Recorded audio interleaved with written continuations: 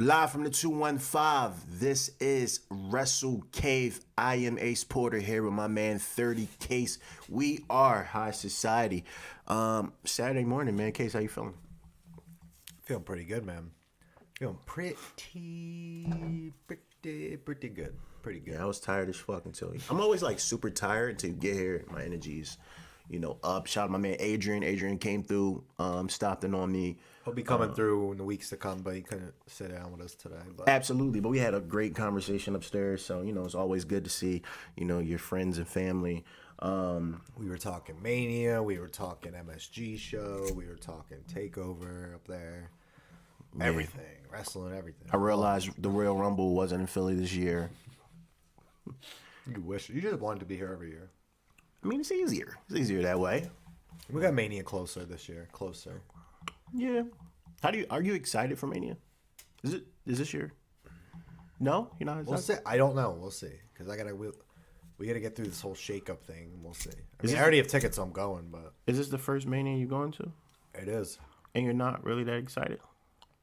I mean, of course I'm excited, but I don't know what the matches are, so I'm not. True. It's a different. Yeah. Of course, I'm excited to go to the event, but I can't say I'm excited about the actual event because I don't know what any of the matches are yet. So we'll see. But we had TLC recently. What did you think about TLC? TLC was surprisingly good. I didn't have too many issues with it. My main issue with TLC was... I won the predictions, by the way. Did you? Yeah, I picked Asuka. I picked Ambrose. I picked Bryan. I picked Ronda. I picked those too. I believe I picked Natalia. You picked Ruby. You did pick Braun, so I'll give you that. Only one I got wrong, and I knew I was going to get wrong, was... I picked R-Truth and Carmella. Ronda. You picked Alicia. No, you picked Alicia and... No, I didn't. Didn't you? No. I picked Fabulous Truth. I said Elias won. Pretty sure you picked Bobby. I was wrong on Bobby, and I was wrong on Dean. Did you pick Buddy Murphy or Cedric? Buddy. Okay. Write it down. Do you pick Buddy or Cedric? Buddy. Okay, I picked Buddy, right? Mm-hmm. Okay. Just one apiece. Hold on. Let's pull it up because I want to know. You wrote it down, right? It's on my iPad upstairs, but it's okay. So, one for me, one for you, Ace, and Case. Okay, so one for me. See, I don't believe you now because now you can change stuff. No, I'm going to be completely honest with you. So, you said Buddy. Yeah. I said Buddy also. Elias versus Bobby. Who'd you say? I said Bobby. I said Elias. Okay. I said Elias, and then they would take the thing and hit him with it. Okay. What was the next thing? R-Truth and Carmella. I said R-Truth and Carmella. The Bar versus the Usos. I picked the Usos, so I was wrong. Versus the New Day. I picked the Usos. I was wrong about that one. I don't remember who I picked on that one. I think I picked the Usos with you. I think you did too. Yeah. Braun Strowman defeating Baron Corbin. I was wrong here. Ha, we're tied. So I was right. Okay. Natalia defeating Ruby Riott. I picked Natalia. You picked Ruby. I knew I was going to be wrong on that, but go ahead. Finn versus Drew. I picked... I don't remember who I picked on this one. That's the problem.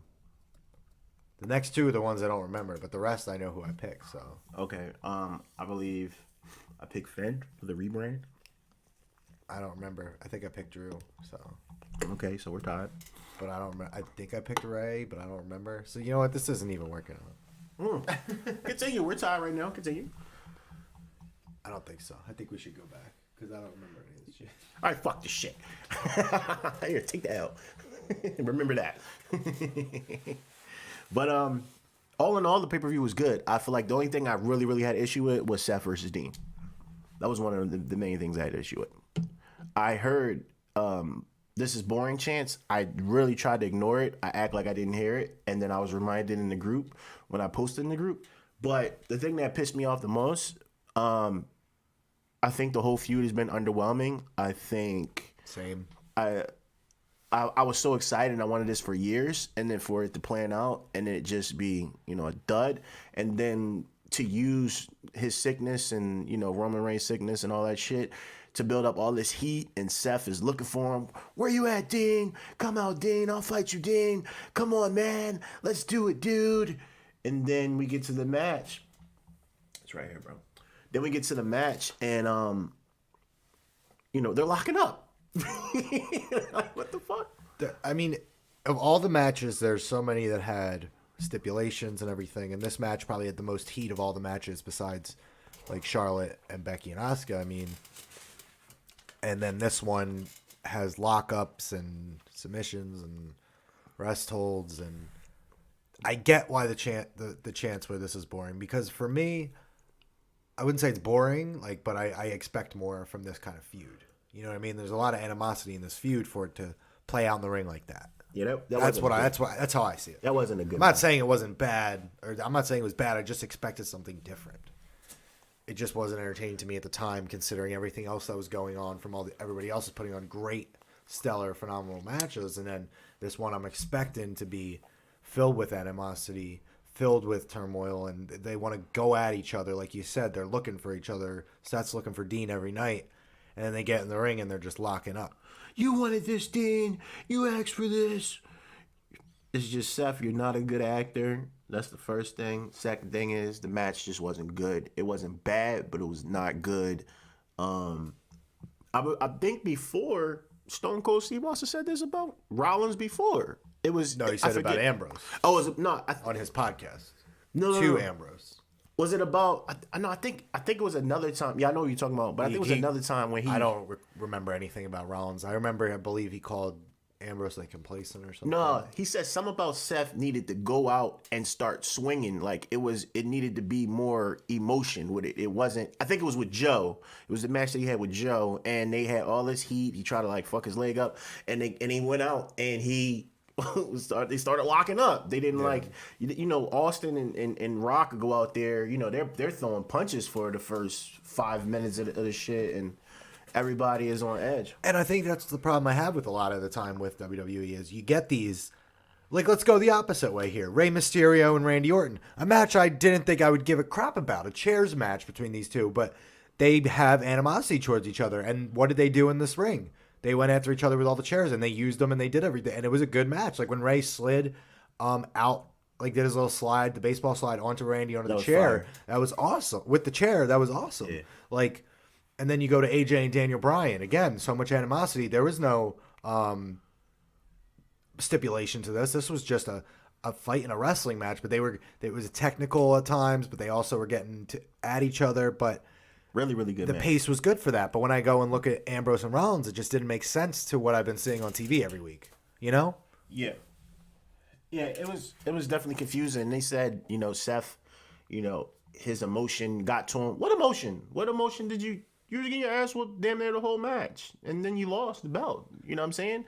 It'd be different if he's beating Ambrose and taking too much and trying to beat him too hard and bring a chair and all this into it, and it costs him. But he was losing throughout the whole match. You had plenty of time to think of what to do to get your babyface comeback that just never really happened. You know what I mean? Honestly.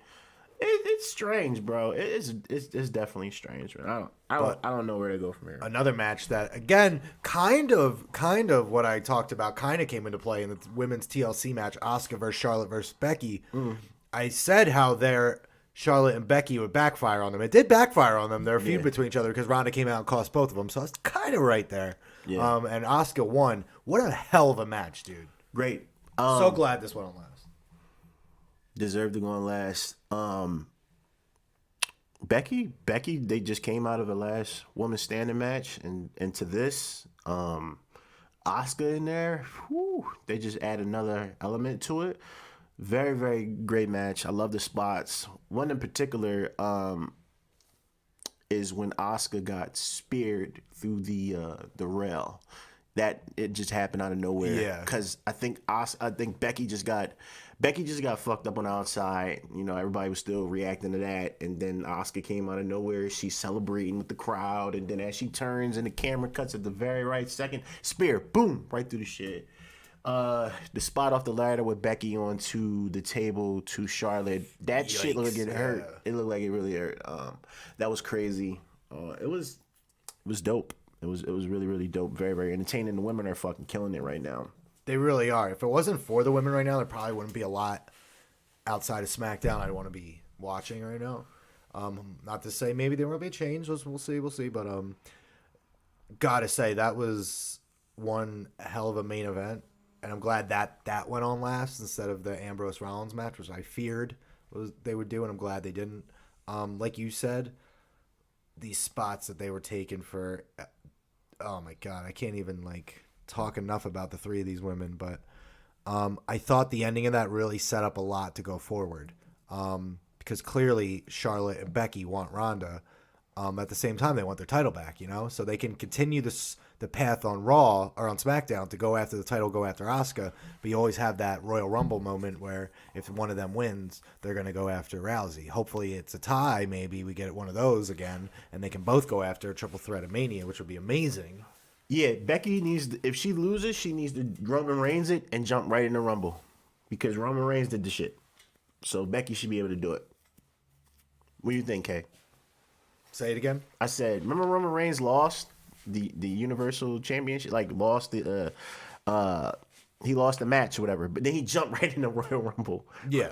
So I'm thinking if Becky loses to Asuka because she's facing Asuka in the Rumble, she needs to take up that cause and jump. She will too. At least to fit it fits into her character that she can do that. If she wins it back, because she's the man and she'll be the first one to do that. If she wins it back, we'll see. I hope she. We got some time before that now in Mania, so we'll see. Overall, I thought it was a pretty good show. I mean, Natalya Ruby Riott was a good show. I'm glad they did not put it on the pre-show like I thought. I'm really glad they didn't because they gave them a lot of time. It was an entertaining match. Again, a tables match I wasn't too interested in, but I thought they delivered. It was a little cheesy at times with some stuff, but I know Natalya probably, it means a lot to her to get some of that stuff and probably, putting the jacket on and everything, slamming Ruby through her own table. I mean, I'm glad that they got time to showcase what they can do because that feud had built up for a while on Raw, and it's glad that they got a payoff because a lot of times we see where they don't get a payoff. The Baron Corbin Braun Strowman thing was good until we saw it the next night again on Raw. Yeah. But you want to jump into that now? I mean, we covered TLC. You want to go to Raw? The big shakeup. What shakeup? The big, huge shakeup, ladies and gentlemen. Where? Get ready for it. The McMahons are now running Raw and SmackDown. The McMahon Helmsley era all over again? Weren't they running Raw and SmackDown before? Yeah. I don't see how that's a big shakeup. I mean, kayfabe, I guess this is them taking it over from Raw, whatever. But, I mean, that was just so laughable. I think I texted you. I just started laughing. I remember we said on the podcast last week that nothing was going to happen. Yeah, I said nothing was going to happen. I still don't think anything's really going to happen. Then we got, they apologized. Stephanie apologized. You could tell when Vince was out there, he didn't even want to be out there. I'm glad that some people booed him. Did you get that? I got he didn't want to be out there. He wasn't the one apologizing for anything. Stephanie was. Shane was. Triple H was. Of course he's not. Vince, even when the one thing he was saying then, now, and forever, he couldn't even get the words out. He was like, then, now. Of course. He doesn't, he couldn't even say it. He literally mumbled, and it's just he hugged Triple H. You could see his face. He didn't want to be out there at all. Did you hear some He of the didn't want to boos? admit he's been wrong. Did you hear some boos? I didn't really hear any. I saw, people, that it's Vince. It doesn't matter if they boo him. He don't care. He definitely doesn't care. It does not matter if you boo the man. He don't care. It makes me feel good, though. Yeah. If I was there, I wouldn't have booed him. I wouldn't have done anything. I would have booed. I can't be mad at the product and feel like he's responsible for certain shit and me not just give him some type of criticism. That's just me. Yeah, but you think he cares? No, he doesn't care. But he didn't even want to be out there. Yeah, no, he doesn't care. But I'm not gonna be fake and say, "Fuck Vince, the company is better when he perished." You know what I'm saying? And then go there and just cheer him. No, I'm gonna keep my same energy, and I'm gonna fucking boo you because you be doing some fuck shit sometimes. But to credit them, they have made little subtle changes that I actually like. Like what? Off tops, Mustafa Ali is officially on SmackDown. I appreciate that. Hell yeah. So I'm not gonna got a pin over Daniel Bryan this week. If I don't fuck with something, I don't fuck with something. If it's something I do like, I'm gonna say I do like it. I do like that. But here's the thing: the first thing you said was something about SmackDown. What about Raw? Was there anything on Raw you liked? Changes? I mean, we got the TLC match again. I like Tyler Breeze on my TV. I like Prince Pretty on my TV. Okay, but I do. But are they? I don't know if they're going to keep doing anything with them. Like, if that was just a one-off thing, like to say, "Hey guys, we're doing something different. Here's Tyler Breeze. You guys like him, right?" He got a little bit in there. I mean, it was a good showing for him. I am glad to see him back on TV. I hope they can keep him on there. What do you think about? I don't know. Like, it's hard for me to so easily say, "Oh, they're not going to go anywhere," just because of what we saw this week.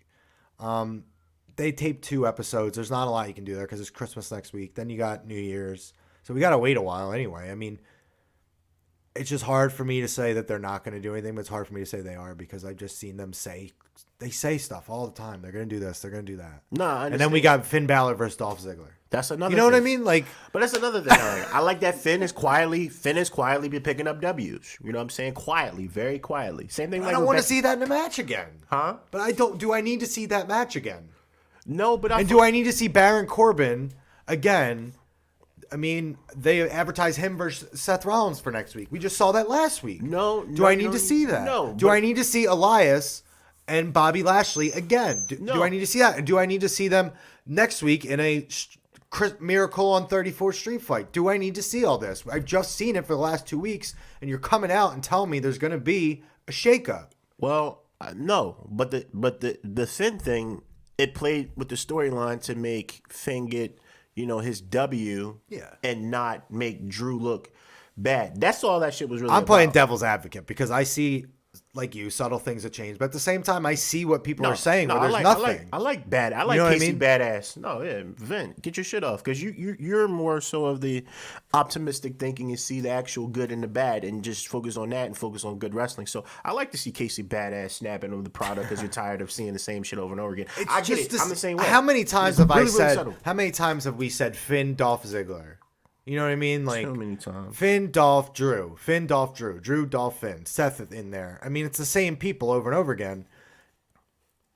And the problem is you come out and say you're doing a shakeup, but you give people the same matchups over and over for this week. And then I just watched a TLC match. Or on TLC, I watched Elias and Bobby Lashley. For the last 3 months, I think I feel like I've watched Elias and Bobby Lashley. And the next week, you're advertising Elias and Bobby Lashley. Mm-hmm. That's the problem that I know a lot of fans have. A good thing we saw Fatal 4-Way #1 contenders with the B Team, AOP, The Revival, and Lucha House Party. That was a very good match. I'm glad we got to see an actual tag team match, and it was good.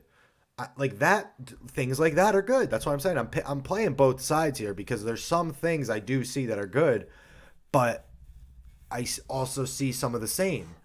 A lot of the same. I do like that they ended the night with a women's gauntlet match to determine the #1 contender. That was pretty cool because we haven't seen one of those and we haven't seen a good one. I mean, the only thing I didn't like about it, I felt it was a little long in parts.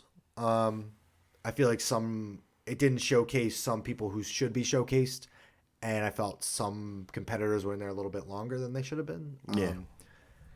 I felt like you could have cut it down maybe by about 5 to 8 minutes, maybe. It's lazy booking. I'm not going to say that because they wanted it was good overall, and Natalya got a win. I would have liked to see maybe a little bit more confrontation at the end between Ronda and Natalya. Natalya, you're going for a championship now, Maybe not. It's not to say maybe we don't get that in the coming weeks. Yeah, I think she's probably tired and they're friends, so it's kind of like they hugged and then that was it. And then we're gonna get that match going forward. But overall, Raw felt kind of the same for this week. And I won't talk about it. I did read because they did 2 episodes. They couldn't do much. They're working with the same people. They rushed the shakeup. I'll just leave it at that. I'm not probably gonna watch it. Raw anyway. I'm definitely not watching it. Next week we're dedicating the whole week to doing our polls and getting this award show done. So Yes, that's what we're focusing on. Next week we're gonna focus on our end of the year. Yeah. Talking about the year. We're probably not really gonna cover Raw or SmackDown. Maybe SmackDown because SmackDown seems like it's good again next week. Yeah, and NXT because something happened on NXT. We'll probably talk about it now that you know what I'm saying. But overall for Raw, I mean, I'm gonna hold off, but I'm probably not gonna actively talk about it or really think one way or the other about it because I don't think they're gonna. I don't know. I'm gonna keep an open mind for maybe 2 weeks into the new year, and then that's it. Yeah, they got 2 weeks into the new year, so you tape these 2 weeks, so that's a wash for me. I want the 2 weeks after that. Show me something. Yeah, show me something. Going into 2019, okay? I mean, they got the opportunity to do it. You know, we'll see what happens. It's more so Raw is what I need to see it on because SmackDown again was fine. Like SmackDown came out with Becky saying, like they did that backstage thing with Shane and thanking Paige, which I will get into that. I have a whole problem with that too. Yeah, Becky doesn't want to be part of the whole thing in the back where they're all congratulating Paige and Vince is giving them a big pep talk or whatever. So then Charlotte comes out and then Asuka comes out. They're all shit talking each other, and then finally Vince comes out and basically tells them all like, "You stop crying about it," you know. And then Naomi randomly comes out. It was just kind of an awkward segment. Get over it, Gavin. Yeah, get over it. And then Naomi comes out. She's like, "I want the title," and then Vince is like, "Show me that look again," which was awkward. Like the whole thing was awkward to me, but show me that ass. And then they had a good match. SmackDown was good again. I mean, we had AJ and Mustafa Ali now permanently on SmackDown. They beat Daniel Bryan, and CN's back on TV, so they are kind of listening. We talked about how we wanted CN back on TV. He's back. Mustafa's on there. He got a win. What else? We had and hit Daniel in his windpipe. We hit Daniel. We got the Good Brothers back on TV. We got Sanity back on TV. I mean, so SmackDown's delivering. Yeah. SmackDown, the change is happening right away. I'm seeing it. I'm just tired of it. I don't give a fuck about this Miz and this Miz storyline right now. I don't care about that. I don't care about it, but like it's in the background of all the other things. Yeah. So it's only a problem like where months ago we saw that was the main thing, where it was like Sami Zayn and Kevin Owens versus Shane. Yeah. And Daniel Bryan, like that was the main thing of SmackDown. That's when it sucks. When it's like that's when I can't stand Shane. It's just filler. When it's in the background, like we didn't see Shane. We saw him at the beginning. He didn't show up again. Miz was doing the wrestling this week, which was fine. It's a 5-minute segment they usually use every week. It's different when it's playing throughout the whole episode. I hate it. I even like the Fabulous Truth. Yeah, the dance breaks are coming in all the time now. Yeah, that's fire. You think he's gonna come out? You think he's gonna come out in the Women's Royal Rumble and fuck up? That'd be great. Yeah. I mean, it's an R-Truth thing to do. Yeah. That would be amazing. Or he comes out at number 1 by accident. What if Kurt Hawkins goes over to SmackDown and get a W? You think he get a pop? I hope he. I don't know. I like Hawkins a lot, so I hope he keeps it going for a little while. He got the easiest job in the world, right? Come out there. Yeah, he's got a podcast with Zack Ryder where they talk about their toy collection. Like, yeah, he's living the life, man. Yeah, he's good. Yeah, taking the L on TV. Who cares? I'm getting money. Yeah, he's on. Who cares? Exactly. Yeah. He took the L in the Mixed Match Challenge. It feeds in. I mean, he's really good at his character. I like him. Yeah. I wish they would put him in like a faction, like, and whenever he's in one-on-one match, he just loses all the time. I even like I like Heath as a ref. Me too. But I don't know. We'll see if we get that going forward or not, because he was a ref for that match. But I mean, we'll see. I mean, I like that. If they could keep that storyline going, it's interesting. It's cool. It's different. It's fun. That rebrand would be crazy. Oh, Heath as a ref? Yeah. I mean, it's cool because it is different. Like, when's the last time you really saw a guy like literally be a ref for like 3 months? Yeah, that's 3-4 months. Yeah, that's what I'm saying. Little subtle shit. And then have him be little subtle shit. And have him be the ref till Mania, and then at Mania he can win his job back as a wrestler against somebody. Yeah, like 4 months. Like that'd be cool. I thought Rhino was done. Then Rhino's like Undertaker. Rhino's not done. He's still on the live events. By the way, still on the live events. Yeah, Rhino doesn't die. Rhino never dies. Gore. Back to but no, overall, like it's like SmackDown. Here's what I'll say, because like that's what I'm saying. I'm giving them 2 weeks because, all right, they rushed the thing for Monday, and they taped 2 episodes. But then, like, we did see a lot on SmackDown. Like, we saw Sandy come back. We saw the club again. We saw CN back on TV. So we saw some stuff that we want. You know what I mean? In SmackDown. But SmackDown's still been good anyway. So maybe, like I said, after these 2 weeks of these tapings, I want to see what they do with the next 2. That's when I want to see Raw do something. I mean, they told us these call-ups. What do you think about these call-ups we're going to get? I'm not mad at EC3. I'm not mad at Lars, and I'm not mad at Miss Evans. I don't fuck with Heavy Machinery, and who was the last person? Nikki Cross. Nikki Cross. She's already been on SmackDown a few times, so I'm a little confused. But the good part is Nikki Cross is going to be good no matter what. Anytime. I just hope they put her on SmackDown with Sandy. It makes sense if they put her on Raw.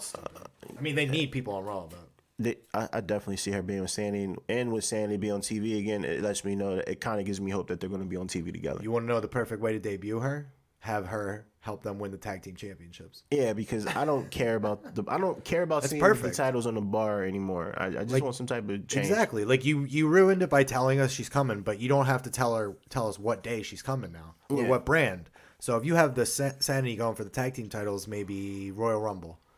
Yeah. Have her come and help them win. Yeah, that makes sense. Instead of being like tweeting out, Nikki Cross is on SmackDown, and ruining it. Like that's what they've been doing a lot. And for me, it ruins a lot of it because I like the surprises because that is how you get fans. Because we're in a Twitter world, Twitter universe, where you don't need to tweet it ahead of time if you still want to have the impact. Yes, it's cool that they tweet it out. Like stuff like Mustafa Ali having a match with Daniel Bryan. Yes, that's cool. I do want to know about that. That's fire. But for a debut like a Nikki Cross who could potentially go with Sanity, that'll catch on quick through Twitter. Like, oh my God, everybody will be like Nikki Cross, and people are like, wait, what happened? And then you'll go tune in SmackDown and be like, okay, let me check this out. I got to watch next week, see what happens. Right. That gets people in, I think, a little bit more. For me, that's how I like it a little bit more. Yeah. You ruined the thing that she's already coming up, so don't ruin where she's going for me, and don't ruin how she's getting there. Don't tweet out, hey, Nikki Cross tonight on SmackDown. Don't do that. I think WWE problem is they either do too much of this or too much of that. It's never really like right down the middle. Like even with the whole, I'm pretty sure they have already posted about stuff that happened for next week. Yeah, WWE did. And newsflash members and people in the universe, if the shit airs on WWE television, and if they fucking tweet about it before it happens, it's not a fucking spoiler. It's not a spoiler if some shit happens on Raw or on SmackDown and we talk about it in the group. If you didn't see Raw, you just fucking see Raw. It's not a fucking spoiler. If you didn't see Raw, you shouldn't be going in the group or the chat anyway. Going in the group or going on like social media because everyone else. Everything's going to post it. But like, I know what you're referring to. Yeah, but it's just funny to me. That person is not like the only one. But I'm just saying, it's just like, Stop. Sid's gonna have something to say to you. It's not just. It's not. People have done that before, though. Yeah, where they get mad. But if WWE spoils their stuff own for shit, their own so exactly, you can't get mad if we post it. Like that's what I'm saying. Yeah, like, you know what I'm saying? It just doesn't make any sense. And I'll go back to these coming people to the roster. So I heard a couple people talk about it. I think Meltzer talked about it, and I think Simon from What Culture or someone else from What Culture was talking about like the NXT call-ups. And I think we were just talking about with Adrian upstairs, like, let's look at them closely. This is not my opinion. This is just another way of looking at it because I'll agree with you. I'll give my opinion first, okay? I like EC3 a lot. I think he should go to – I think either brand he'll be fine. He's eccentric. He's an eccentric character. He's got the look. He can talk on the mic. He's got the mic skills, and he can hang in the ring with anybody. He's not going to put on a stellar 5-star match, but he can hang in the ring with anybody. Lars can move. Lars is better than Braun. He is. I'm gonna say that right now. He can move better. His moveset is better. And he's better on the mic. Mm-hmm. I'll say that. I won't say better. Different delivery. He's more methodical in the way he talks. Braun's more powerful in the way he talks. So I won't say. Right to the All point. I'm gonna say is I think Lars is a little bit better in the ring. I'm not gonna say overall better. He's better in the ring for sure. Yes. So I like that. I think he would be better suited on SmackDown. I do like Lacey Evans. I just think that she needs a little bit more time in NXT. She has something going on right now. She's in a number 1 contenders match. Well, he just spoiled it for his brother. Maybe. Who's to say she doesn't win? But isn't Nikki in that too? I don't know. They didn't announce Bianca everybody. Belair. They didn't announce everybody else yet. I don't even read the spoilers, so I don't even know if that's a spoiler. No. Bianca's in It's there. only Bianca and Lacey so far, right? Thinking Mia Yim? and I think one other person. The other person, I don't think is announced. I don't know. So that's those 3. Nikki Cross, obviously, we just talked about. I love it. Love Nikki Cross. I just don't spoil where she's going right now. Yeah. Heavy Machinery. Is that the only other one, right? 2 women. Who cares? Talked about, yeah. Heavy Machinery. I mean, I've talked about it. Raw. I've talked about it over and over again. I'm not a big fan of them as a team. I like Otis. I'm not a big fan of Tucker Knight. I mean, it's not him. It's just I don't like them together. I just don't like the gimmick of construction worker, stakes and weights, and all that. It's not me. It's just not my type of thing. I think people can pull it off if they're really good in the ring. I just don't think they're really good in the ring. I think they're good enough to get by. I think there's other people that they can call up. Obviously, but I'm glad they're not, because let's get that Fox deal and get on that channel, and let's keep NXT the A brand. I'll get into. I don't want to see what we were anyone talking move about up. upstairs. I don't want to see anybody to move up. If you really want me to go double sided, listen, I don't want to see nobody move up from NXT, son. I don't you want to see no more do call-ups. you want me to go double sided with it and Go give ahead. you the whole other argument Go ahead. that I don't even believe, but it's a whole other argument about NXT? And if you really want to make Raw better, if you really want to listen to people, you want to make Raw. I mean, listen to half the people, because a lot of people don't want these NXT people to come up. But what I was getting into was Vince, basically, before about these 6 people. Vince, Meltzer, and I think someone else was saying, like, Vince, if you look at these people deep down, big muscular guy, EC3, that's what Vince loves. Big muscular guy, Lars, that's what Vince loves. Big, beautiful blonde with big boobs, that's what Vince loves. Funny tag team, that's what Vince loves. Crazy little girl, Nikki Cross, that's what Vince loves. So I'm not even sure that that's like, you know what I mean? Like, I'm not even sure it's a good thing for them, because I still think if Vince is ultimately in charge, he just like picked what he wanted and who he likes, and be like, oh, they're coming from NXT, they'll like it.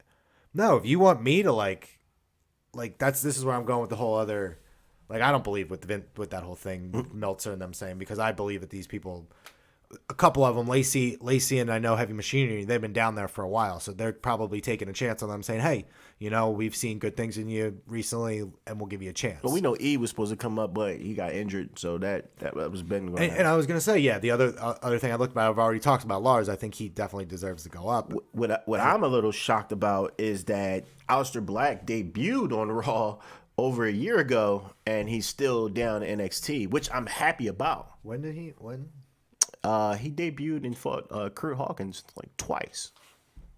I know one of the times it was on Main Event, and I think I gotta pull it up, because if it's on Main Event, I didn't know it. It wasn't Raw. It was Main. It was Main Event before. Yeah, it was Main Event. That doesn't matter. Yeah, that's not even. And the other one was on NXT, so that doesn't matter. Yeah, that's not. No one watches Main Event. Yeah. And WWE knows that. But I mean, as far as just having them on Main Event, like up there, which takes place before Raw, you would think, okay, that's the direction they're going with them. But you would luckily Triple H. They are, because they Yeah. gave him the NXT Championship, and then he got hurt, and Yeah. maybe that was the plan.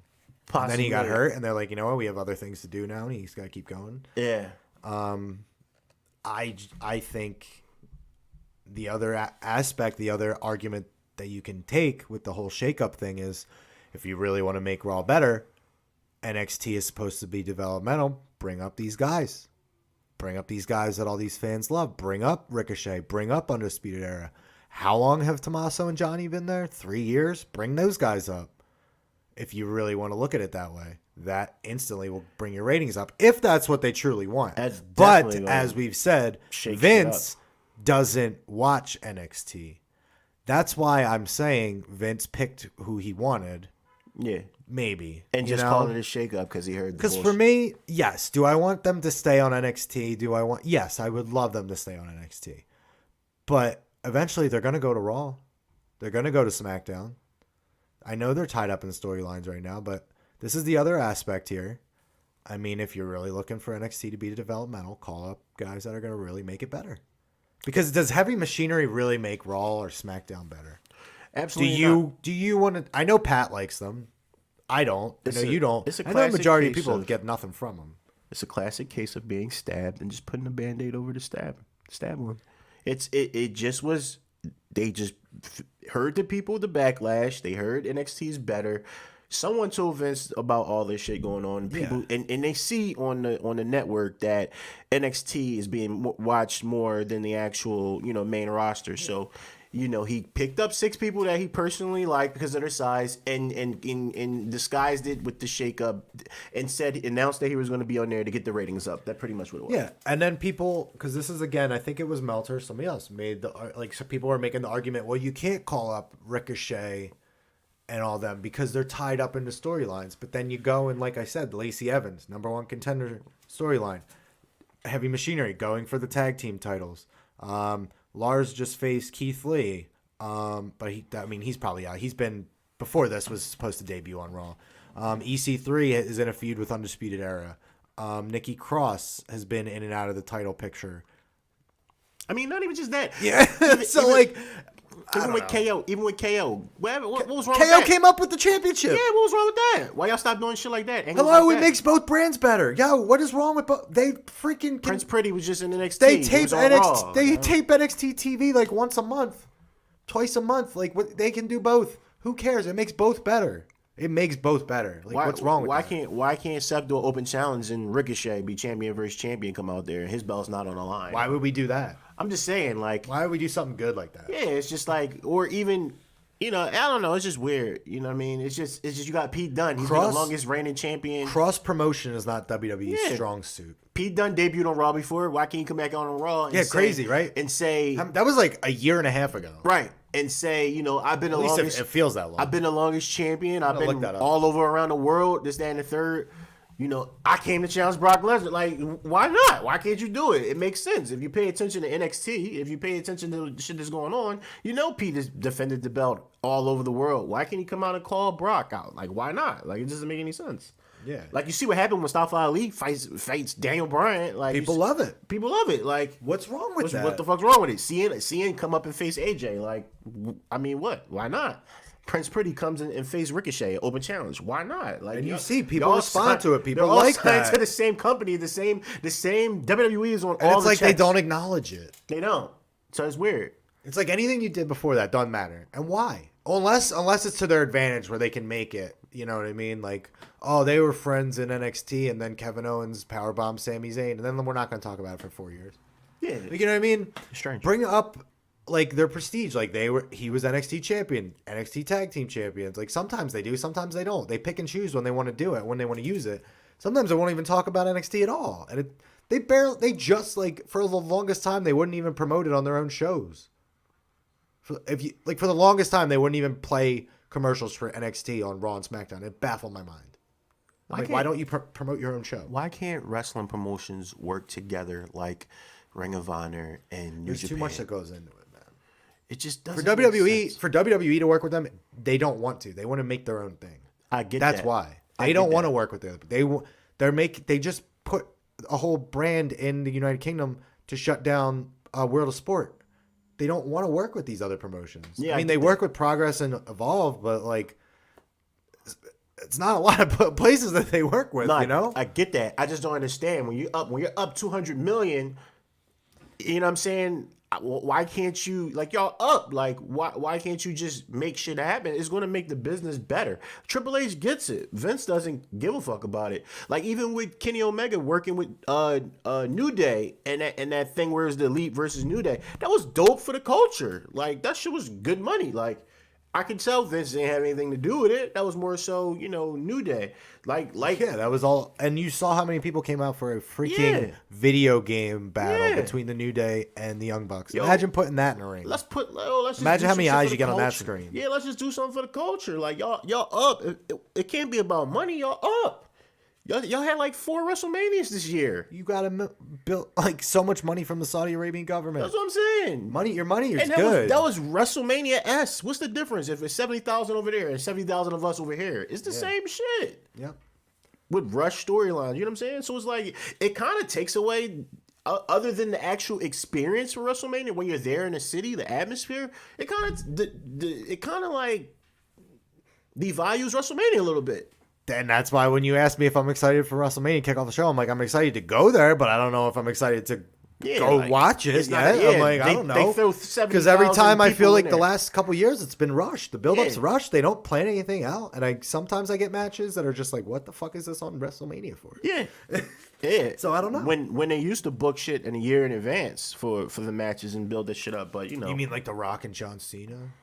Shit like that. I mean, even that, at least there was a build-up and a plan, you know what I mean? Austin, Rock, Triple H, Taker shit. Like, you know what I mean? They don't do that shit anymore. Like, now our champion is not even on fucking Raw. It's funny, too, because it's funny because we talk about the shakeups and everything, and I listened to Jimmy Jacobs did a couple different interviews. I think one was with Brian Alvarez, and then one was with other people, and I think he did a question and answer one, but like he talks about how hard it is, and even he does Impact writing, and he talked about how hard it is, and like there's 25 writers they have for both like total, then they have people that travel and people that stay in the office, so there's a lot of people and a lot of moving parts, and at the end of the day they have to get to Vince, and then they have to go to the wrestlers and do all this. But my thing is, I get that part of it, that it's hard to write the actual words and what to say and everything, but how hard is it to at least have an outline? An outline. I get that injuries happen. I get this and that. But you're telling me you've been planning weeks and weeks and weeks and weeks and weeks, and you're giving me Elias and Bobby Lashley over and over and over again? And I'm supposed to just be like, I get it. It's hard. I do get it. It's hard. Like, I do get that it's hard, but it's not that hard where you put that match, like, what feels like 6 weeks in a row for me. Do you know what I mean? Yeah, I think it's just all those writers are not coming to. They're not agreeing on shit, and then it's probably getting turned into events because, the show could be starting at 8, and then it's like 7:30. They're still trying to get it together. So then the talent is not even knowing what they're doing until like the show already started. So it's just, I guess people are not coming to the same, being on the same page, and then Vince is taking it and be like, all right, well, There's hey, you ever think maybe the writers just aren't that good? They're definitely not that good.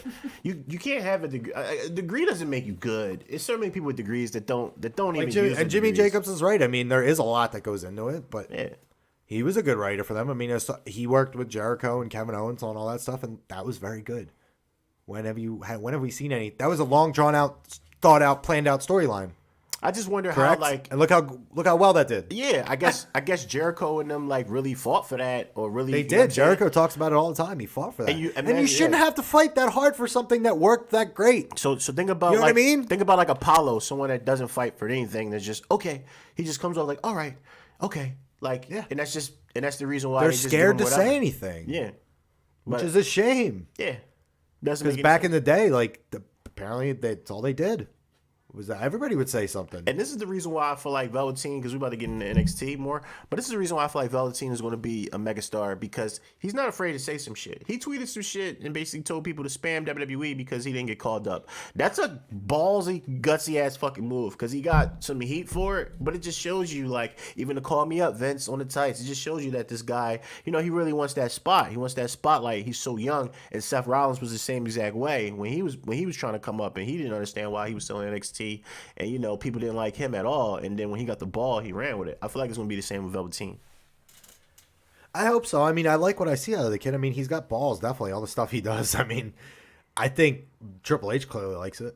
Yeah, maybe Triple H is being like, "Yo, man, we got to show the old fuck." You know what I mean? We got. I don't know. Maybe Triple H is telling him to do it. You never know. I mean, who's his project is? That's HBK project right there. So I see a lot of similarities between just how he comes out and all that shit. Real flamboyant. Oh, for sure. I mean, it's just I don't think he's doing anything wrong. He wants to be there. I mean, what are they gonna say? Oh, shame on you for wanting to be on the main roster, and you're doing everything to get there, and you're delivering in the ring, on the mic, in the backstage. You're doing everything. What am I gonna do? Fire you? Right. While we're talking What about am I gonna do? Fire you? Mm-hmm. Get the fuck out. while we're talking about Getting storylines, heat for wanting to be on the main roster. who is writing this Johnny Alistair and Ciampa storyline? Because this shit, man, how they incorporate Black into this is very it's very well done. We're talking 3-year feud here, and I can't get enough of this shit. And I believe you said that you were going to do an episode breaking down some storylines. But did you say I did say that it's coming. Yeah, I can't wait to do that. But what are your thoughts as far as the outcome? Even though we called this, we called this months ago before we even seen the spoilers and everything like that about Hill DIY and all that stuff. But to see how it planned out when we knew what was going to happen, and it was still fucking amazing. First of all, amazing cage match. Man, who do you like more, Johnny Wrestling or Johnny Badass? I like Johnny Badass because it's something different. I mean, yeah, it's easy for him to go out there and be the baby face. Everybody likes him. Johnny Wrestling, it's a catchy name. He's good in the ring, so of course everybody's gonna like him. It's harder to do it the other way, and like get legitimate heat like he's doing. It's easy to come out and just say, "Oh, the fans suck." That's not real heat. You know what I mean? A lot of guys do that and call themselves heels. This is different. Is he a heel? Because a lot of people still do like him. He's doing something Johnny sometimes. Badass. Exactly. So it's different. The character he can morph in and out when he wants to be Johnny Wrestling, when he wants to be Johnny Badass. Is he DIY? It's a character and a whole storyline, as you talked about, that is so intertwined and bringing people in and out of it that have nothing to do with it at the same time. You know what I mean? Is he top 3 of all performers in WWE right now? Who, Johnny? Yes. I mean, I would put there's a lot of people. I'd put him in the top 5 because I can't put people in order. It's so hard unless I really think about it. But like him, AJ, Mustafa, Daniel Bryan,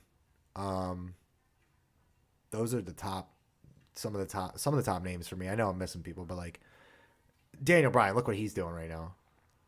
Yeah, Johnny Gargano. I mean, he's going both ways. You never know where he's going, and guys like that can legitimately make you think and make you love them, and then you make them hate you, or make you hate them. You know what I mean? I can never hate Johnny. But do you know what I mean? I know what you mean. Now. But you don't right now. Yeah. But he could probably get you there because you hate Ciampa so much more than him. I can't hate Ciampa. But you know what I mean? But you know, because Aleister Black. Yeah. But out of the 3, you want Aleister to get that title back.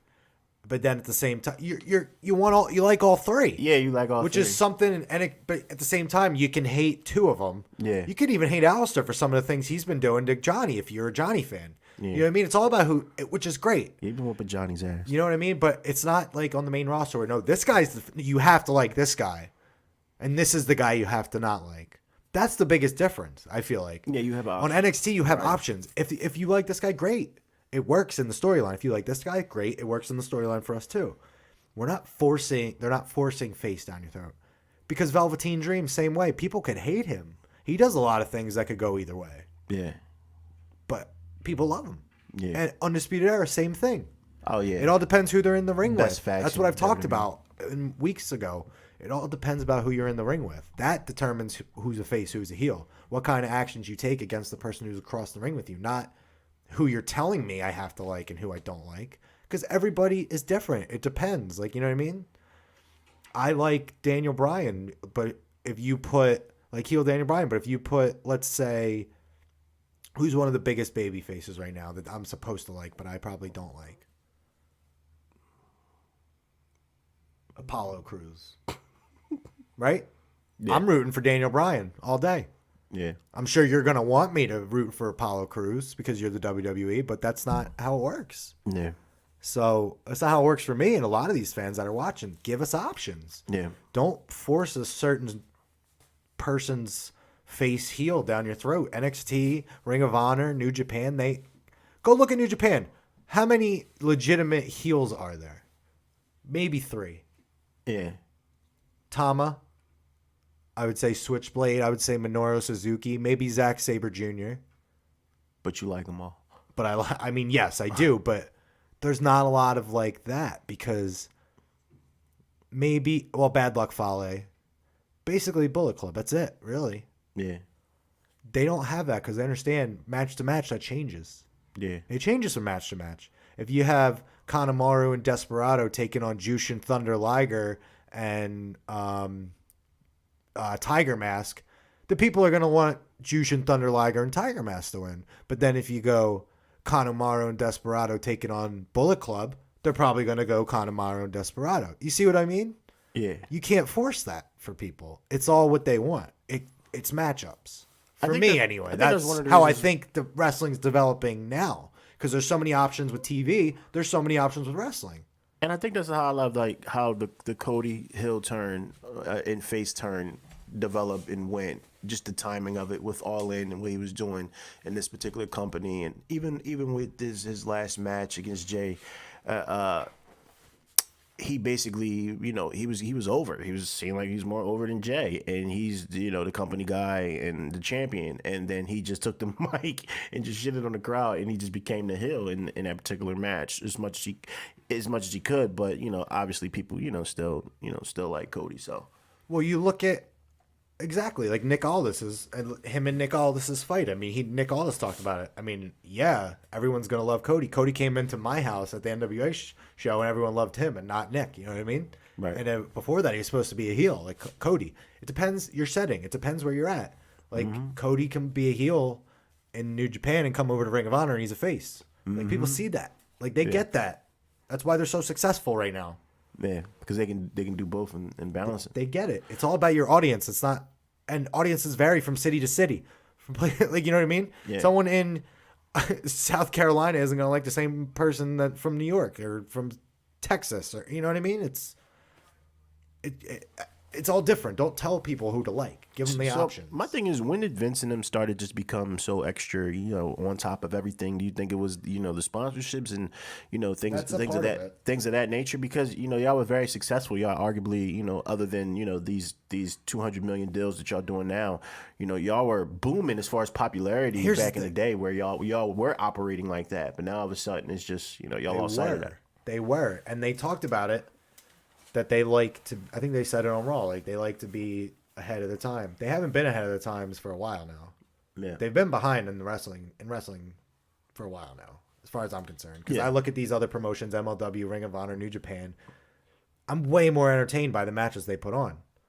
I'm way more into the storylines that they're putting on because they're built up over time.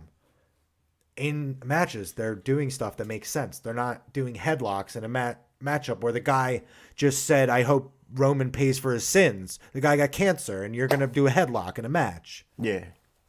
And we're not supposed to notice that. I just don't catch up with that stuff. Whatever you're trying to tell a story outside the ring, it has to make sense at the same time in the ring. What do you think? I feel like every other promotion has been far ahead of that recently. Even in their own circle, NXT has been way far ahead of them. Yeah. They can't. It's Vince catching up. Yeah. Because it's every other show in there. NXT UK, NXT, 205 Live, SmackDown. Every show except Raw is fine. And who's running Raw? Me. That is the problem. Yeah. Now, what do you think they're gonna do?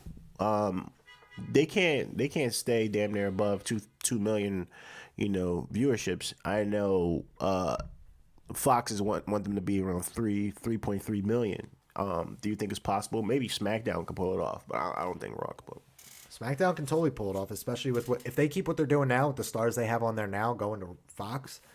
That's more viewers than they could possibly get on USA anyway. Yeah, just because of how many more households that Fox will be in.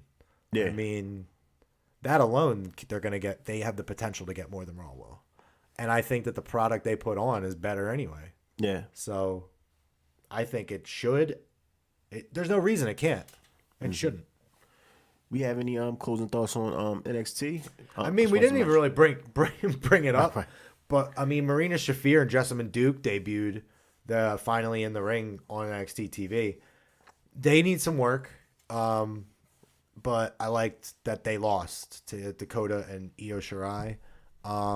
I do like that in NXT. Sometimes people debut and they lose. You know what I'm saying? And it's not always a clear shot that they're going to win their first match. Exactly. Didn't someone else just debuted? And Punishment lost? lost. Yeah, Punishment just lost. I think they're going to change his name though, because normally that's what happens.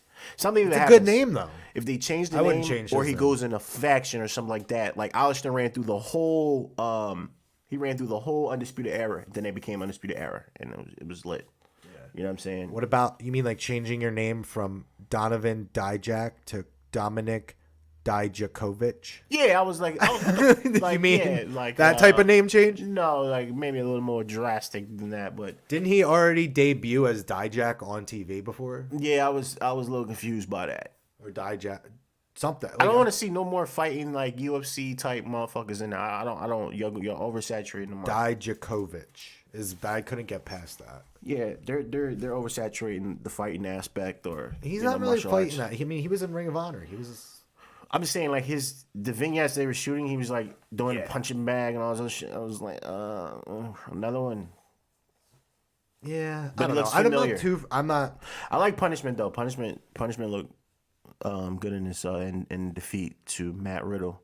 They're really pushing Matt Riddle. I didn't know that he went to try out for them before. I've been watching the PC has a channel on YouTube, and it has this thing called Arrival, and I thought it was like one episode, but clearly they're like episode number 4 or 5 with Matt Riddle. I gotta check that out. I just listened to him with Edge and Christian. I fell asleep on that last night. I gotta hear it again. I heard their first interview though. I remember we were talking about it before. You told me about the way Matt Riddle looks at the business. Hopefully, if he gets signed, you know what will happen. He had an interview with them a while ago. No, this is with Edge and Christian. Well, who was his interview with? You told me about his interview when he was did talking with somebody else. I don't know. I can't Probably. remember. I thought it was Edge. I don't think it was him. I think I don't think so. I don't think it was him. I thought. But no, he had one with Edge and Christian from this week. Which Was it good. Jericho? I don't think so. I don't think he's ever been on Jericho. Someone I can't think. I don't think it was me, bro. No, you did tell me you like the way the way he thinks of the business because he said something about Oh, right. something about he wouldn't go to the top rope because that's not his thing. You Damn it! Yeah, you're right. I can't remember who. It was a credible interview though. I don't remember who he was with. It might have been Chris Van Vliet or somebody. It was someone credible though, but I gotta check it out. Could have been Busted Open. Yeah, it probably was. Maybe Busted Open. I remember now that you kept going. Yeah, I remember. It wasn't Edge and Christian though. Okay. He just did one recently though. It was really good. It was. Yeah, think I finished it this morning when I took the dog to the dog park. Who does Edge and Christian interviews like that other than like They people just had that been Becky. They just had Becky on recently. No, I mean like as far as like new talent like that, like in NXT, like he's only had like a match and a half, maybe 2 matches and a half. He had a squash and he had like 2 matches with like. And he's already on Edge, like doing an hour for everything, man. he got a series. I love it. He got a series going on YouTube. They built a channel around that shit, and I'm gonna say that because the most episodes are Matt Riddle episodes on the fucking channel. So to me, they built that channel around him. Like that's just fucking insane. It's crazy, right? Yeah. What'd you so we didn't really talk about it, but what'd you think of the main event, the steel cage match, Johnny versus Alistair? You kind of talked about it, but then we got into a whole nother thing, Which was dope as fuck. Sometimes do you that go all on the those time. fire tangents. It's forever. dope. Yeah. I love the match. It was man, anything you would want from. I love how Johnny attacked him before it started. I was just gonna say that. Shit like that. Seth should do that. It makes sense. Why didn't They Seth have do all that? this shit built up between each other. I mean, they've been kicking each other, getting cheap shots in. Because didn't the last time we saw Alistair did the black mass to him real quick? Or no, he did it to Tommaso, didn't he? He did it to both of them. He did it to Tommaso. But like, it makes sense. He comes out. He wants to get the one up on him because he knows like they have all this business. I mean, he comes out, he does that, and then Alistair gets in the ring at the one point, right? Even in the middle, like this makes sense. in the middle of the match. Alistair's climbing up. He's over the top. He's in the middle. He's one leg over, one leg out, and he just looks down and he goes, no. And he gets back in. He wants to finish him. Whoop some more ass. He wants to absolve him of his sins. He wants to beat him. He wants to beat Johnny's ass. And it ended up costing him in the end. Yeah, the W is not that. I don't give a fuck about the W right now. Yeah, pretty much. Yeah. But like that stuff like that plays in and goes so much further than stupid. Seth should have ran out. Yes. It should have said burn it down. He should have been running down the ramp. Something. Yeah, because he's been looking for Dean forever, right? Yeah. Well, there's Dean. Let me come out and do my burn it down. And then they had it on repeat. That shit happened like multiple times. Like burn it down, like 5-6 times. Yeah, that kind of stuff makes no sense. But then again, you go back to the DIY, like the match. They pull in DIY stuff. Tommaso comes out and helps Johnny, and then he does. They both do their DIY finisher. I like how they like breathing heavy. They're breathing heavy. They're staring at each other, and then their hands go up slowly. And Johnny's like doesn't have control of his hands all of a sudden. Like Johnny can't control his hands. Can we talk about Johnny's acting one time? He's a great fucking. He's pretty good, man. He's really good at that. Yeah. Ciampa is too. Both Ciampa of them. is amazing. All three of those guys do an excellent job. Like that's the thing. There's so much that goes into it, but they have to pull it off. Oh no, and they're pulling it off. They're doing everything, man. They're crazy. They're the writing's good for this, but they're pulling it off in there. Yeah, they're just the little looks they give each other. It's like very believable. Yeah, and Alistair's great in his character. I mean, they brought Nikki Cross into it. Oh, they brought Candice LeRae into it. Like I said, they weave people in and out of this storyline. Yeah, and it's crazy. It's almost impossible to get tired of it. It's 3 years in. Definitely one of the best storylines written in WWE, entire WWE, in a very, very long time. But we ended up getting a little DIY, and Johnny with the win. Yeah, so hopefully it'll be a triple threat match because I would love to see that. That triple threat that we never got. Yeah, I would love to see it. I would love to see it too. Yeah, I like how they got Alistair even more when he got injured for those 3 months. That was dope. Came back and then Nikki, he's here. He's here. Then he's just fucking black massing everybody. No. Everybody. Motherfuckers in the walkway, in the area, and outside. That was walking great. Yo, he's hitting that shit so, like, shit is awesome, bro. I can't say enough about NXT. I think we can go in circles talking about it forever. Yeah. You want to talk about something that the whole wrestling world should be very excited for, the upcoming Wrestle Kingdom 13 from New Japan. This card is stacked. How excited are you about this? I'm very excited. Excited to the fact that I'm going to be pulling all nighter that night. That's how excited I am. Maybe I'll come hang out. We'll watch it, and we'll do. You want to try for that? Why not? Okay, you want to try for that? All right. Yeah, just nap during the day. Yeah, we'll nap during the day. It's on Friday, right, or Thursday here? It's the 4th. Let me check. Let me pull it up on my computer real quick. Snap during the day. It's on Friday, so it's on a Friday here. So it'll be like 1 a.m., right? Yeah, I've been working Friday, like 1 a.m. I've been grinding overnights anyway, so I'm ready. I'm conditioned for it. All right. I'm ready for that. So they're kicking it off with. All right, this is the only thing I'm gonna say I'm upset about.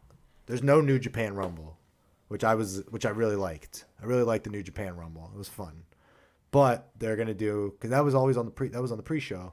So they're gonna do a pre-show tag team number one contender match for the never open weight 6-man tag team titles, who I believe is held by the Bullet Club. So the teams here, which some of these teams are interesting.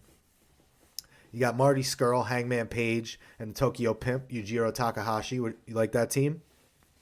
Pretty good. Hangman, Marty, okay. And the Tokyo Pimp. Then you got Michael Elgin, Jeff Cobb, and David Finlay. Another solid team. Another solid team of workhorses right there. Because David Finlay's a really good worker, too. He doesn't get no shine, but he's really good. Yeah. Yeah, Jeff Cobb is amazing. Jeff Cobb and Michael Elgin. That tag team, when they were in World Tag League together, oh my God, they scared the shit out of me. I would never want to go against either of them. Yeah, he cut the weight, but he's still like... Yeah. Dude, from the first time I ever seen Elgin when he was the Ring of Honor champion, when I went to my first ROH show, to now, I used to hate the guy. Didn't like him. I love the guy now, man. He's awesome. He's definitely Big awesome. Mike. I love Jeff Cobb more, but Jeff Cobb's dope as fuck. I got Jeff coming to WWE. Eventually, probably. We'll see.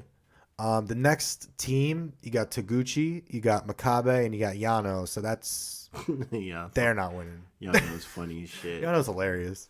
He's like I like him. He's crazy, but he does all those little things. Entertainment. I'm always about him though. because he could still deliver in the ring. Not like, and I don't mean deliver like. Right, I know what you mean. You know what I mean? Like plays deliver his role. He plays his role well. You know, I'm a Hangman Page face. I'm gonna go with Hangman Page. Wait, I want to see. We're not done. I want to see that. Because my team here, this is my team. Well, I'll give you the other team. Okay, so you got the best friends, Chucky T, Beretta, and you got Hiroki Goto, who I love Goto. Yeah. So that's one team. Goto's fine. But I'm picking this team because you know I never pick against this guy. So you got Killer Elite Squad, Lance Archer, and Davey Boy Smith with my man, Minoru Suzuki. That's my team. That's my pick. I love Suzuki. Killer Elite Squad and Minoru.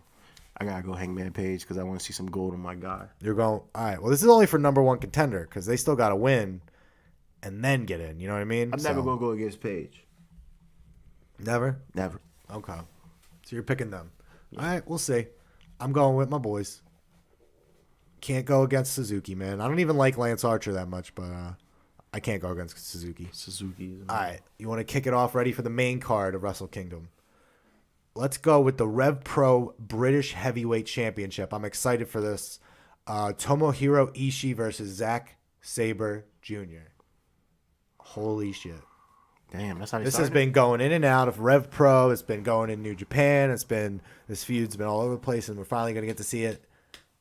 We're going to get to see, hopefully, one hell of a match. I know it's going to be one hell of a match between both these guys. Like, Ishii can hit, but Ishii can also match up with Sabre, where he can like kind of counter those. He can't really. He's not the best technical wrestler, but he can counter them enough where he can get Zack back into where the position he wants him in. Whereas Zack is able to manipulate anybody into any position, whether they're big, small, don't matter. So it's gonna be a very interesting match. And Zack can deliver some blows to people. I'm gonna go Ishii. Ishii's the champ going in. I mean, I'm going with Zack only because it's the Rev Pro British Heavyweight Championship. He's pissed. He wants to bring that championship back to the UK. So, I'm going with SSJ or ZSJ. What did I say? SSJ. ZSJ. Zack Sabre Jr. I'm gonna go with Ishii. Actually, I should have. All right, so let's go with what I should have said because this is actually the match that they announced is going to be kicking off the show, the Never Openweight Championship. Mm-hmm. This and oh my God, Kota Ibushi, the champion, going in against Will Ospreay. Did you finally watch that match I was telling you about? Yes, sir. The match with Kota and Kenny versus Will Ospreay and Tanahashi. What'd you think? I mean, amazing match of the year candidate. I legitimately think I'm putting that in there when we post them this week. I just don't understand how. I just don't understand, man. I don't understand the ridiculous athleticism where Ibushi and Ospreay can do the things that they do. I just don't understand. Then you have Kota or Kenny and Tanahashi in there. I just don't understand. Like I told you that you finally saw the one spot where Ospreay did the flip off the top rope after Kota went for the whatever Frankensteiner. That was crazy. I just love how hungry Will is. I love how Me too. You know, Kota got some gold. You know what I'm saying? He's gonna make that title. He's gonna defend that title and put on some amazing matches. You know, Kenny is the fucking best in the world. But then you got the ace over there, you know, cocky as shit. Just know it's his company. It's just a dope, man. It's crazy to have that much talent, star power in the ring, and they do that. I love how they bring that to life, and it keeps it interesting when they break in between their singles matches. I wish we could see more of that in WWE. Like, I wish we could see Seth and, you know, AJ versus, you know, Dean and Daniel, like on regular television. Yeah, not on the tribute to the Chiefs. Yeah, it's like, yeah, you know what I'm saying? Something like that. And that's what New Japan does. It's just, I don't know. They give you people what they want. They just know how to make shit feel like, you know, it's really like WWE. It's really like WWE 2K19. Like, and you can create your own, you know, universe. And I can put the first match. It can be like, I put Kota Ibushi in the first match. It's different because they don't usually do that. Though. I know they don't, but it's just insane that, you know, look who's holding that belt. Like, I think it's because they know they're getting a lot more audiences outside of the U.S. and they got to catch them and they got to keep them. Yeah, they might not be able to catch them and keep them with some of the other matches, but they know that people do know Ospreay, they do know Ibushi, so they want to kick it off with that, and they know that once people see that, they're going to stay throughout the whole freaking event. That's why they're doing it. To even think that that's the match that's starting it, I don't even know what to say about the rest of the card. I was like, good luck to everybody that's else. What I'm saying. Like, I don't. Man, Good but luck. I'm gonna go with the champ. I'm gonna go with Kodo. You know what I'm saying? Kodo. going with Kodo? I love Will, but I'm gonna go with Kodo. He's not losing the belt that fast. He could, because the only reason I say he could is because this championship isn't one of those championships where they have people keep it for a long time. Mm-hmm. This match is really just like to put people against each other, come up with good matchups and stuff. Really, they don't treat it as much as they do treat these other championships. So for that reason, I'm picking Will Ospreay to win this one. Okay. And because I think, like you said, there's a couple reasons I'm thinking. Because, like you said, he is hungry. He wants that belt. Coda has some unfinished business with Kenny. Like he does want to have that match with Kenny, even though Kenny said he wouldn't have it with him in a one-on-one match. So maybe he loses, Tanahashi loses, and they get a match down the line. We'll see. But for now, I'm picking Ospreay. Okay. I like your energy. My energy is just all over the place today. I don't even know what to think. I'm throwing shit out there. Hope it sticks, you know? It's sticky. I like your energy. The next match, I like both of these tag teams, man. The IWGP Junior Heavyweight Tag Team Championship. I talked about Kanemaru and Desperado earlier. I really like them. They're the champions going in. But I also like the other two on the other side, Yo and Sho, Roppongi 3K. What do you think? Who you got? I'm going to do Roppongi. You doing Roppongi? Yeah. I mean, I can't go wrong with either of these teams because they're my guys. I just like how Kanemaru, doesn't matter who you put him with, he can just win. And Desperado shows he deserves to be in there with Kanemaru. I think he's the best tag team partner he's had in all of his runs as tag team champion. But Roppongi 3K, Rocky's brought them in, showed them his lifestyle that he had when he was with Trent, when they were Roppongi Vice. So he's kind of led them to their glory. I mean, they won Junior Tag League, I believe, the first year, and they got the championship. So I'm going Roppongi 3K as well. Either way, we can expect a fast-paced match, and it's going to be lit. You know that's what I love about the junior tag division. Just really about the junior heavyweights altogether is it's fast-paced, and you're going to see some stuff you've never seen before, no matter what, in every match. Yeah. Then we can flip over to the heavyweight, if you will, tag team championship match. It's a three-way dance, man, and it could be possibly the Young Bucks' last New Japan match, since they said they're not working the MSG show. We'll see. But you got the champions, the Guerrillas of Destiny, Tama Tonga and Tongaloa, going against Evil and Sonata, part of the Los Ingobernables de Japón. And then you got the Young Bucks. Who you got? I got the Young Bucks losing. I don't think they're going to win. Okay, so who's winning then?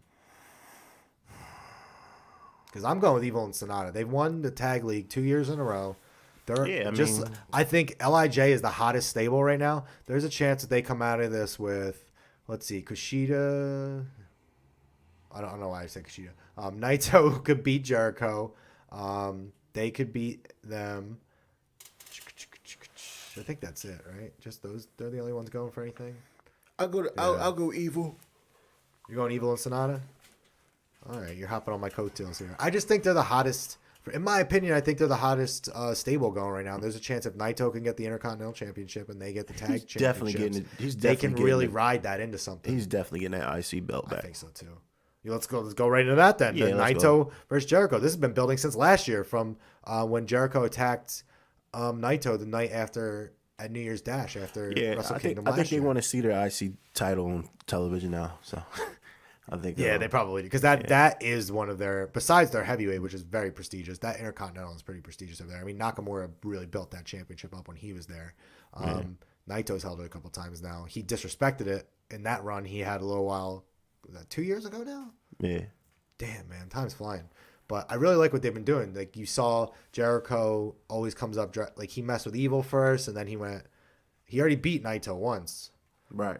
I think Naito's taking this a lot more seriously now. I mean, he's dressed up as Jericho to be like, oh, I can dress up too. I can be like you. You know what I mean? I can do what you can do, but I can do it better. Yeah. And then Jericho's saying, Naito, this is going to be your last match in New Japan ever. Yeah. You know, you're not leaving. So this I expect to be. There's a lot of grudge matches in here. And then I expect Jericho to make similar moves with his team now, because that appears to be his team. His new team is the Elite. So I got him dropping his belt. Maybe. I'm gonna go Naito as well. I think Jericho's had it for a long time. I do think, like you said, maybe they want Naito to take that and run with it again, have a different. Because it's interesting if you look at it. Before, when Naito had the championship, nobody wanted him to have the championship. He was an asshole. He was disrespected. He was getting booed. People hated him. Now Jericho is treating everybody like shit. And the fans want Naito to take that title off him. Yeah. Interesting, isn't it?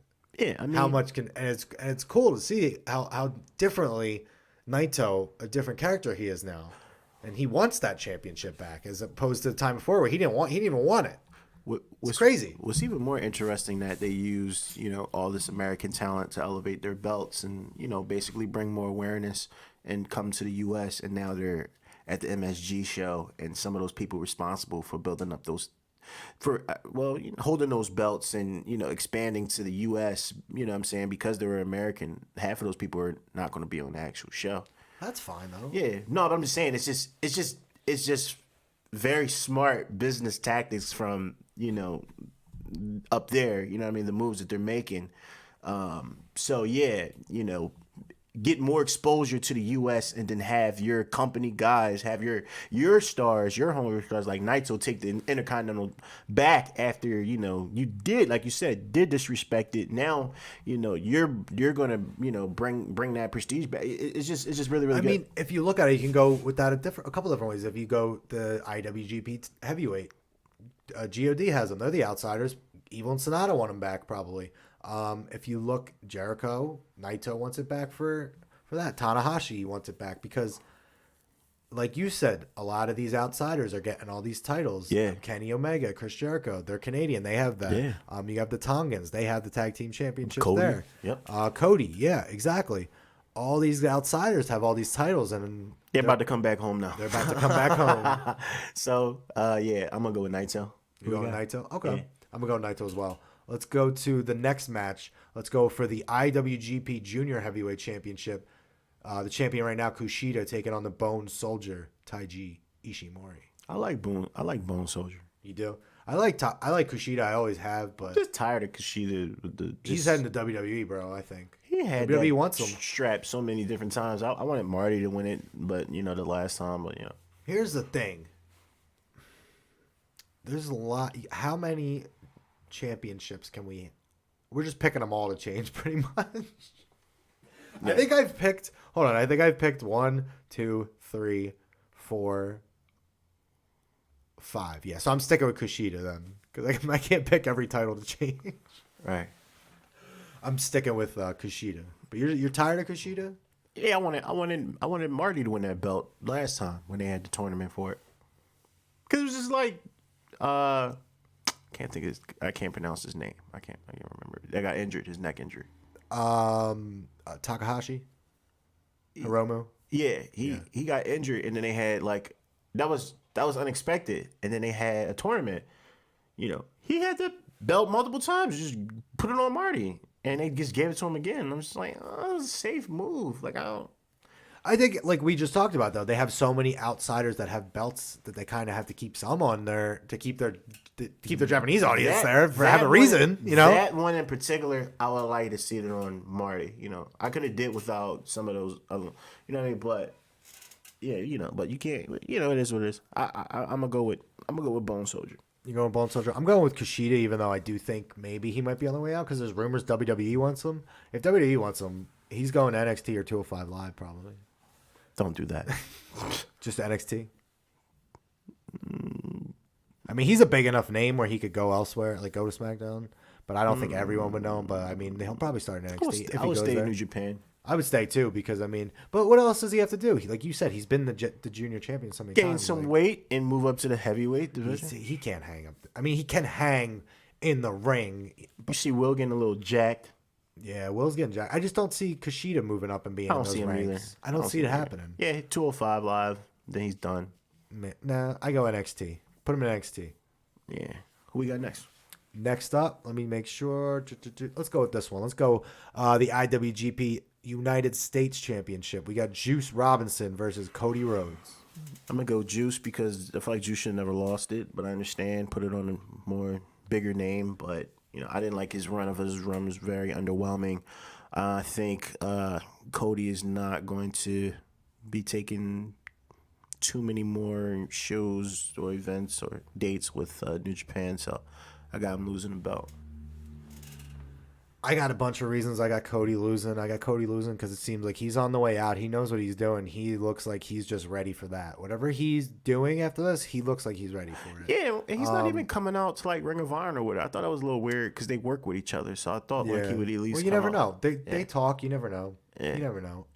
I also think like Juice has said he's going to be working Ring of Honor events more. I think he has improved.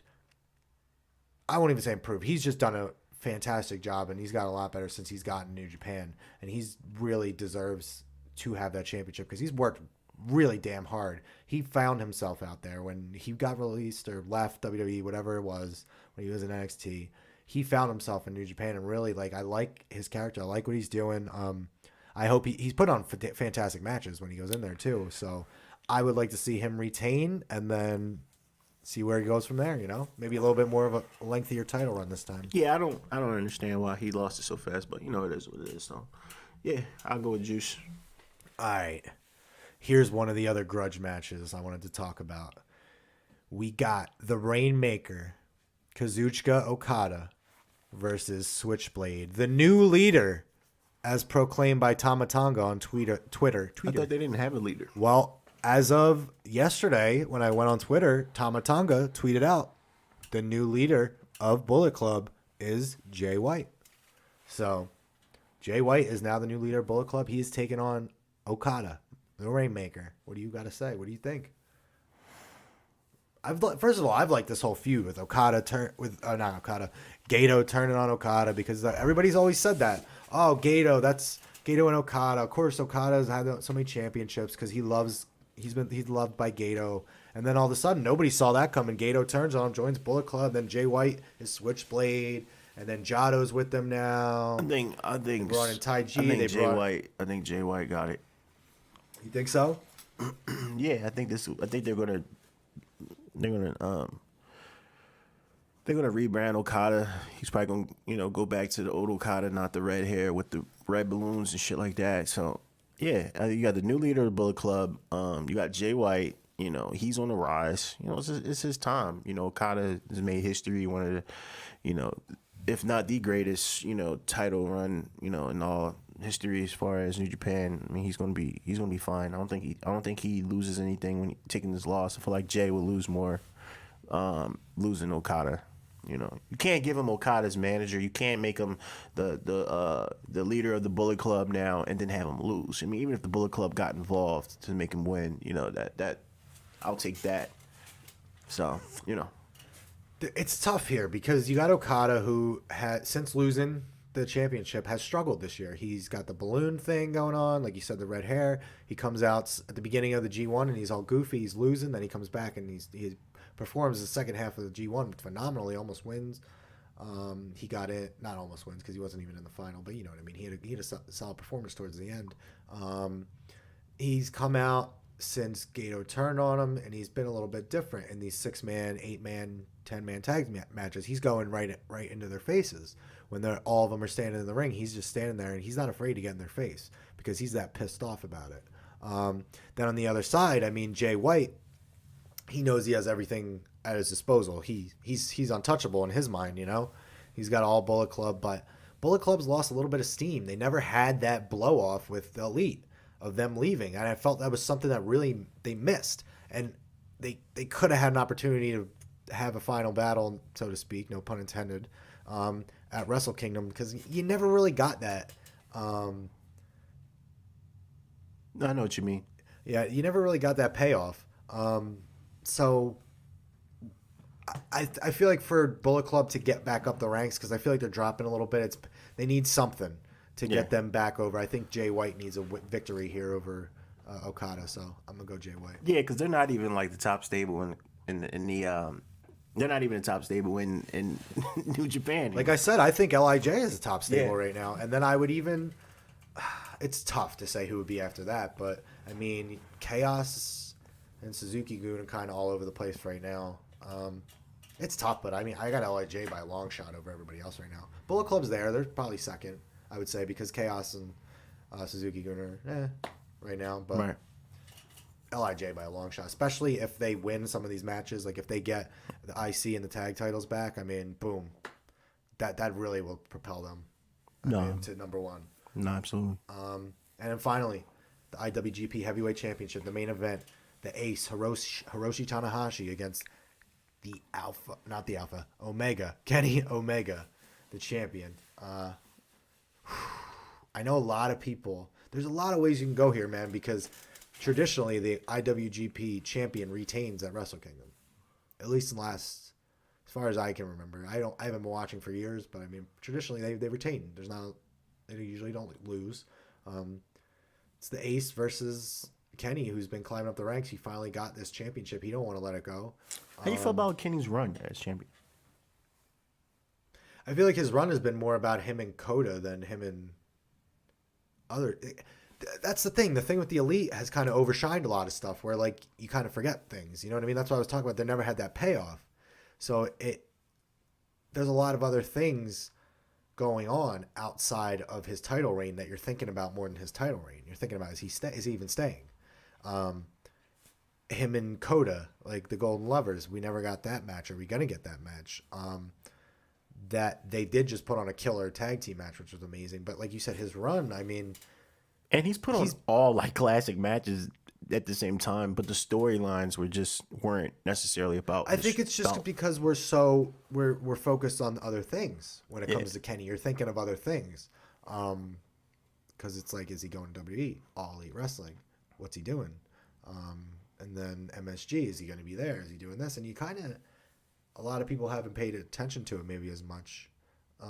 Is he bigger than the actual title? He was before he got the. What do you mean by bigger though? Like what is that? What do you mean by that? Like, is what he's deciding to do with his career, no matter these 5-star, 7-star matches that he's always been putting on for years now, even with the belt. You know what I'm saying? Triple threat match with him, Coda, and Cody, and, you know, his match with, you know, Kota Ibushi, and then, you know, this match, the tag match that he just did with Kota Ibushi and Will Ospreay. I mean, every match, every time this guy goes out, whether it's him by himself or you know, the Golden Lovers, he puts on quality fucking matches, better than, way above average. But I'm saying, as far as his title reign is concerned, because if you think about, you know, Okada reign, you know, what he did in the ring and his actual reign, it just made sense. It was that the title and everything was just that important. I don't feel as though the title is felt important when it comes to Kenny Omega. I feel like you just said, if he's going to go to All Elite Wrestling or WWE, or if he's going to be at MSG, the moves that he's making in his personal life or in his life, even the HBO special he has, it's about his relationship with, you know, Kota Ibushi. You know what I'm saying?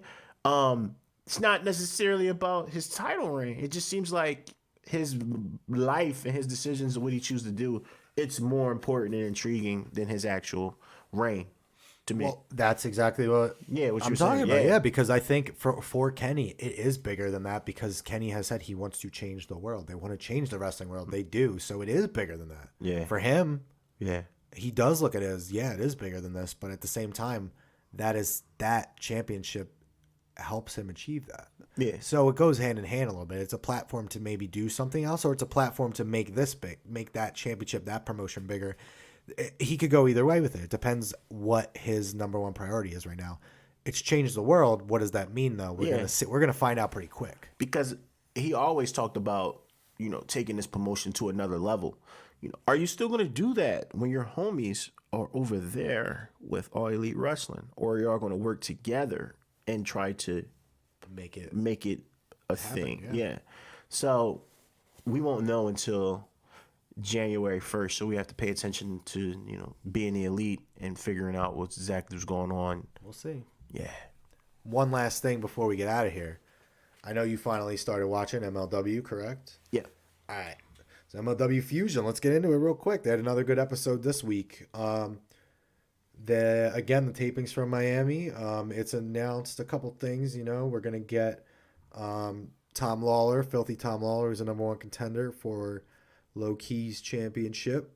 He takes on Simon Gotch later on. But basically it starts out that Cotto Brazil, our boy, got hurt. Got injured by one of Promociones Dorado's boys, Ricky Martinez. So Cotto's out for right now. We hope you're feeling better, Cotto. We'll reach out to you. Hope you're doing all right. Again, you can listen to our interview with Cotto before the MLW, his middleweight championship match last week, the ladder match. We had him on a couple weeks ago, so definitely check that out. Then they flash back to Teddy Hart, who won that match and the Fatal 5-Way. Teddy Hart and Brian Pillman Jr., man, they are killing me. They do these flashbacks all over the place, like in and out the last couple of weeks where they're doing these things, and they're pretty hilarious. I think they had cats this time when they were talking about cats, and they were flipping the cat doing. He's like, look, it's that easy. You can do a backflip and stuff. Like they were just. I gotta check it out. It was pretty cool. They were calling out basically Tommy Dreamer and Barrington Hughes for being like lazy, out of shape, whatever. So Tommy Dreamer and Barrington Hughes took on the Hart Foundation. Unfortunately, I love Barrington Hughes. I love Tommy Dreamer, but in this matchup, they could not overcome Pillman, and they could not overcome Davey Boy, who were the two that took on Tommy and Barrington in this one. Too much for them this week, and the Hart Foundation wins. Then we got Rush, who Roosh. Sorry, I keep calling him Rush because you're used to seeing when it's R-U-S-H, it's Rush in our language. So, in English language. So, Roosh. He cuts a promo just saying he was put on the roster, or he put the roster on notice, and he called out LA Park, called him a dog. Basically, he just called everybody out, really. Then we got LA Park's son, Elio de LA Park. He took on DJZ. Both these guys have been killing it. DJZ just debuted last week against Dragon Lee, which I talked about. That was a phenomenal match. Again, this week, another phenomenal match against Elio de LA Park. Elio de LA Park won when DJZ went for like a tornado DDT, but EO caught him and did like a jumping pile driver. That was the end of the story with that one, man. He does a really good like pile driver there. They have like a solid like cruiserweight. They call it the middleweight division, but it's cruiserweight. Like Teddy Hart, Elio de LA Park, DJZ, Desmond Xavier, Andrew Everett, Cotto Brazil. The list goes on and on, man. Brian Pillman's in there too. The next match, Desmond Xavier versus Andrew Everett. Go watch that match. That's exactly what their middleweight division's all about, dude. Pele kicks. I mean, went for 450 in there. They did 619, like pretty much everything. And Andrew Everett, I believe he used to be an Impact with Trevor Lee. I mean, he's solid, man. But Desmond Xavier won with like a corkscrew senton bomb off the top, which was cool. Then finally we get to no holds barred, no ropes match between Filthy Tom Lawler and Simon Gotch. Simon Gotch has been getting paid by Promociones Dorado to basically take out Tom Lawler before Low Key gets to him in their championship match. So, unfortunately for this one, it was a pretty good match. I mean, Gotch and Lawler got into it a little bit. They were doing like throws, arm bars, really trying to do some suplexes, blocking that. The thing without having the ropes was good because they suplex each other on the apron like right through. Like there's no ropes to catch you there.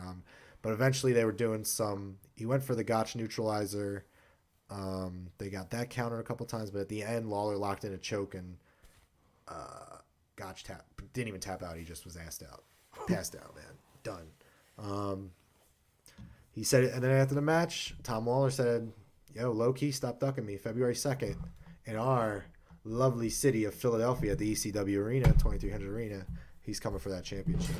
And I, for one, can't wait to watch that match because Tom's really good and Low Key's really good. So that's going to be a solid matchup. And they have a lot of heat and like animosity towards each other, like I've been talking about that. So that's going to make that a good match. That's what MLW does very well. They bring that storyline aspect outside and bring it in the ring, and those people really deliver too. Yeah, no, I definitely gotta check it out. I'm gonna watch that when I get up there and get with these kids. But where can you follow us at, Casey? Well. You can follow us on the Twitter machine at Wrestle_Cave. You can follow us on Instagram at Wrestle Cave. You can follow us on Facebook. Like our page, Wrestle Cave Podcast. Or you can go on Facebook, join our group, which we're close to 1,400 now. We keep climbing every week. I think every episode we gain another 100. So if you want to be part of it, get to the 1,400, please join. It's a private group, so we have a lot of fun. There's no trolls in there. We get them out of there. So if you want to just have fun, good, respectable we have Troll talk. Patrol. Troll Patrol is on patrol. Yeah. But also in there this week, this is another cool reason you can be in there. This week we will be releasing polls for match of the year, superstars, feud, underrated, most improved, you name it. We're gonna throw them in there. So our Wrestle Cave Awards will be partly what you guys think, what we think, other people we pulled from and think. So it's gonna be fun. It's gonna definitely be fun. So that's try to what we're get some taking guests next on. week. So Yeah. We're gonna see. We're gonna have some surprises. But working on some interviews with some other wrestlers. We just had Kodo on a couple episodes ago. I'm working on getting a couple more people for 2019. We're trying to make 2019 big, man. We've been doing this thing where it's just me and Ace talking, Pat, Mike, other people jump in and out. But you know what? We're making it big. We're going to try to expand, do some more, try to get, I know we keep promising t-shirts. 2019 is the year of t-shirts. Yeah, it's definitely coming. 2019 is the year of t-shirts. Yeah. 2019 is the year of more interviews with some wrestlers who you might know, you may not know. Like, that's what I'm trying to do. Like, Yeah. my biggest thing is, like, there's other wrestlers out there that aren't part of WWE, New Japan, Ring of Honor. They're still fucking good, man. They're good. Yep. Kodo's one of them, and I'm trying to get more so they can tell their story. I want to get Kodo on again because unfortunately I had some stuff outside of this that I had to rush the interview a little bit, so I want to try to get him on a little bit again so he can talk more about him. But in 2019, bigger, better things, man. We're gonna just keep going. You got anything else to say? Like, you good? What's up? And that right there is Wrestle Cave. Go Sixers.